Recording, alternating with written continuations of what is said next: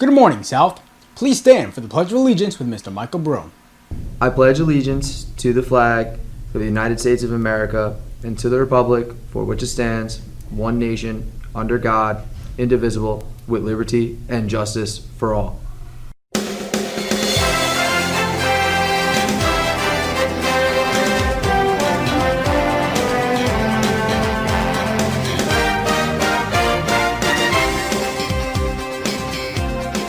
We'll hear more from Mr. Brown later in the show.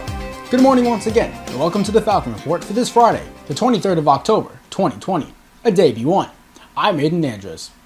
It was an incredible learning opportunity for this year's AP US History class as Professor Carol Birkin of Brewer College took a virtual visit to South High School. With her special qualification in colonial and early Republic American history, Professor Birkin was contacted by junior Fatima Priscilla to collaborate with the APUSH students. Christian Dyer joins the show with details on the virtual visit. Yesterday, students in Mr. Francesco Vizzone's AP United States History class were treated to a guest lecture by Dr. Carol Birkin. Currently serving as the Baruch Presidential Professor of History at the City College of New York, Dr. Birkin is widely regarded as one of the nation's preeminent experts in the Revolutionary Era women's history. Having spent several weeks exploring the American Revolution through various lenses, students were able to partake in a well-informed and nuanced discourse with the professor. Her research interests are the American colonial/revolutionary time periods, along with the American Republic, which is what we're currently covering in class, so I thought that now would be the perfect time to have the opportunity to speak with her. Dr. Birkin first discussed with the students the role of the mother and wife in the early Republic, dispelling the popular belief that the American struggle for independence was a purely masculine one. And that meant when their husband went off to war, they were possibly pregnant, they had a baby at their breast, they had several young children they had to watch out for, and they couldn't call and order pizza in. Students then asked Dr. Birkin questions that they have meticulously crafted over the course of several days, leading to discussions on such wide-ranging topics as the contested nature of Thomas Jefferson and the history's unfair treatment of King George III. The visit from Professor Birkin was surely an excellent opportunity for Mr. Vizzone's juniors to get excited about American history. For the Falcon Report, I'm Christian Dyer. Thanks, Christian. Social and emotional health is a very important topic, and this month, the 7th grade health classes have focused their attention on it. With more information on the recent projects, Zoe Briscoe joins us now. Right about that, Aiden.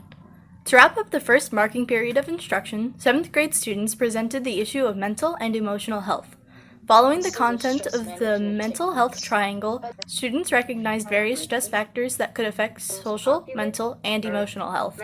After learning about select causes and solutions of stress and anxiety, students were given a 2-week period to construct PowerPoint presentations, focusing on factors that can stress people out, positive ways to deal with it, and negative methods to avoid it. Students also identified unique methods in which others deal with stress and anxiety, as everyone copes differently. Especially in today's world, stress and anxiety could affect everyone, giving this common project a magnified importance. For the Falcon Report, I'm Zoe Brixa. Some helpful tips to manage stress. 7th grade science students have used the benefits of the web to conduct a density lab. Despite recent changes, South's newest class of 2026 have been able to experience an exciting aspect of science classes, traditional labs. To begin the elaborate list of science labs, the 7th graders engaged in online simulations provided by ExploreLearning.com, in which both home and remote students co-participated. Students began with the study of density and its surrounding rules and formulas. To further explore how density affects mass objects, peers engaged in a simulation of objects on their screens, in which they noted how the objects react to various changes in density's formula. With this year's vast increase in focus on new technology, technical support needs now arise seemingly around the clock. What is it like being the guy on the other side of the support tickets? The Falcon Report's Hamid Abdul sat down with Mr. Michael Barone, South's leading technology assistant. They join us now. Thanks, Aiden. Mr. Barone joins me now to talk about the recent demand from the district's technology department. So, Mr. Barone, I hear you're a really busy person this year. And can you just describe to me what a day of work is like for you? Good morning, Mead. First thing I do when I get here is I check the website Incident IQ. This website is where all service tickets are placed, and I'm able to respond with an answer of what may be happening to the service ticket. I can also check classrooms for faulty objects. That's a huge workload. Do you do all of this by yourself? No, Hamid, I don't do it all myself. I have help from various people. So the IT department here has 3 levels. Level 1 is myself. If I can't handle it, then I move the IT support ticket to level 2 with Mr. Rialis, and level 3 will be the district office. Someone from there will intervene if I am unable to help, or Mr. Rialis is. So how do you feel about our shift from in-person to our hybrid remote system this year?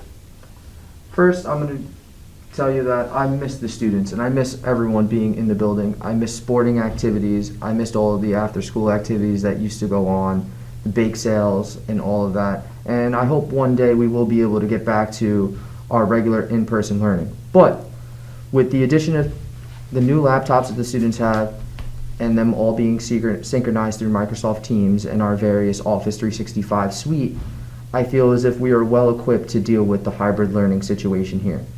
So, with all this, do you think these changes are here to stay? That's a great question, Amit. And to a certain extent, I believe they are here to stay. We do not know what the future may hold, and we must wait and see. But no matter what changes are made, I'll always be here to help South with technology. South thanks you and your team for your help. As always, we appreciate your time. For the Falcon Report, I'm Hamid Abdul. Back to you, Aiden. When the Falcon Report returns, we'll ease our minds with a calm psychology brain project. But first, a bird's eye view of the end of Wednesday's remote instruction. The Falcon Report will be right back.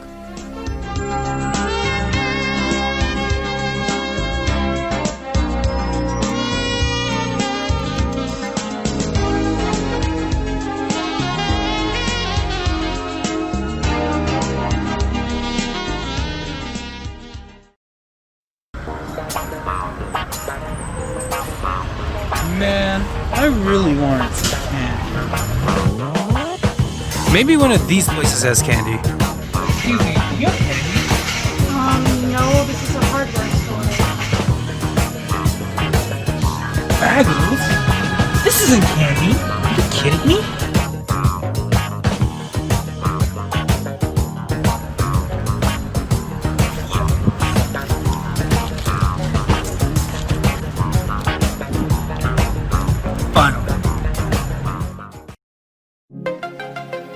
It's been 30 years. I searched book after book, and nothing will satisfy me. Unless...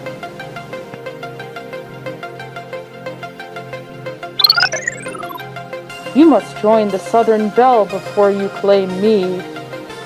No!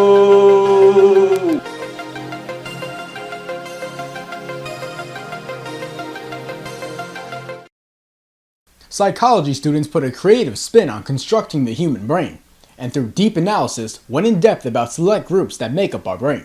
The Falcon Report's Hussein Rana tells us more. Students in Mrs. Audrey Keeney's AP Psychology class got a hands-on experience with building something that controls all of us, the human brain. To kick it off, students individually created their own brains using Play-Doh. Upon completion of the brain, students then formed in groups of 4, where each team was given the task of picking 3 parts of the brain in their interest and by using Play-Doh, sculpt their specified parts. After putting their finishing touches on their sculptures, team members had to label and explain how each section of the brain worked and provide an explanation on why they chose those 3 parts of the brain. And under terrible circumstances, what would happen if one of those sections were to be damaged? It's a no-brainer that the psychology students have deepened their knowledge by teaching their brains more about itself. For the Falcon Report, I am Hassan Rana. It's been an unusually warm and foggy end of October here in Valley Stream. Let's throw it over to Joseph Casey to see if these unseasonable conditions will continue through the weekend. Will they, Joseph? The fog isn't going anywhere for a while, Aiden, but change will arrive after tomorrow. This morning is warm and foggy yet again, with cloud cover at 86% and temperatures of 72. Tomorrow doesn't stray too far from today's forecast, with almost identical temperatures at 71 degrees. And then on Sunday comes the temperature drop. Our high temperature doesn't even hit 60. The clouds will still be with us for most of the day. Not a bad day, but Saturday is the better day for sure. Back to you, Aiden. That's all for this edition of the Falcon Report. From our entire staff, stay safe and have a great weekend, South.